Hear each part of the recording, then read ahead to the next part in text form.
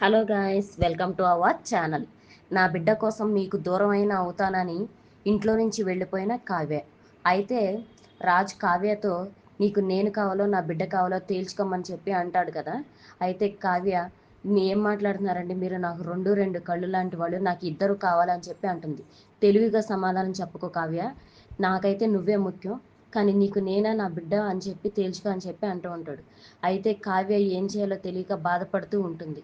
అయితే ఇంట్లో వాళ్ళు కూడా అదే సమయంలో బాధపడుతుంటారు. కావ్య అదే ఒంటరిగా ఉండడం చూసి రుద్రాణి అక్కడికి వెళ్తుంది. ఏంటి కావ్య ఆలోచిస్తాను అని చెప్పి అంటుంది. ఆయన ఎందుకు అలా మారిపోయారో నాకు అర్థం కావట్లేదు రుద్రాణి గారు.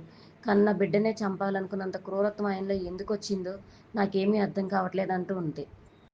అయితే ఇక్కడ ఉంటే నీకు ఎప్పటికైనా ప్రమాదమే, నీ బిడ్డని ఎలాగైనా రాజు చంపాలని చూస్తాడు, నీకు నీ బిడ్డ కావాలో నీ భర్త కావాలో తేల్చుకో అని చెప్పి అంటుంది. నాకు నా బిడ్డ కావాలి, నా భర్త కావాలి అంటుంది. ఇద్దరు కావాలంటే కుదరదు, నీ బిడ్డ కావాలంటే నువ్వు వాడిని క్షేమంగా ఉండే చోటికి నువ్వు వెళ్ళిపోవాలని చెప్పి ఇండైరెక్ట్గా తనని ఇంట్లోంచి వెళ్ళిపోమన్నట్టుగా రుద్రాన్ని మిస్గైడ్ చేస్తూ ఉంటుంది. అయితే కావ్య కూడా అవును కదా, నా బిడ్డను కావాలనుకుంటే ఇది ఇలాగే చేయాలని చెప్పి తను కూడా తప్పుగా ఆలోచించడం మొదలు పెడుతుంది. అయితే కావ్య ఇంకా చేసేదేమీ లేక లెటర్ రాసి పెట్టి ఇంట్లోంచి వెళ్ళిపోతూ ఉంటుంది. ఆ విషయాన్ని రుద్రాణి చూస్తుంది.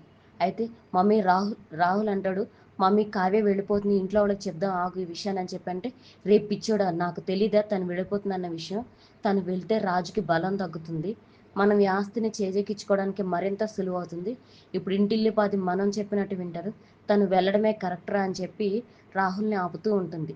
మమ్మీ, బిడ్డను వేసుకుని తను ఒక్కటే ఎలా కష్టపడుతుంది మమ్మీ అంటూ ఉంటాడు. అయితే ఎలాగైనా కష్టపడి మనకు అనవసరం, మనకి మన సంతోషం మన క్షేమం మాత్రమే ముఖ్యం, మనకి ఈ ఆస్తి దక్కించుకోవడమే ముఖ్యం, వెళ్ళని అని చెప్పి అంటూ ఉంటుంది. అయితే ఇంకా రాహుల్ కూడా తల్లి మాట విని మౌనంగా ఉండిపోతాడు. కావ్య అయితే ఇంట్లోంచి వెళ్ళిపోతుంది. రాజు ఇంకా లెటర్ చూస్తాడు. లెటర్ చూసి కావ్య కోసం వెతకడం మొదలు పెడతాడు. అయితే కానీ కావ్య ఎక్కడా దొరకదన్నమాట. అయితే రుద్రాణికి మాత్రమే తను ఎక్కడుందనే విషయం తెలుస్తుంది.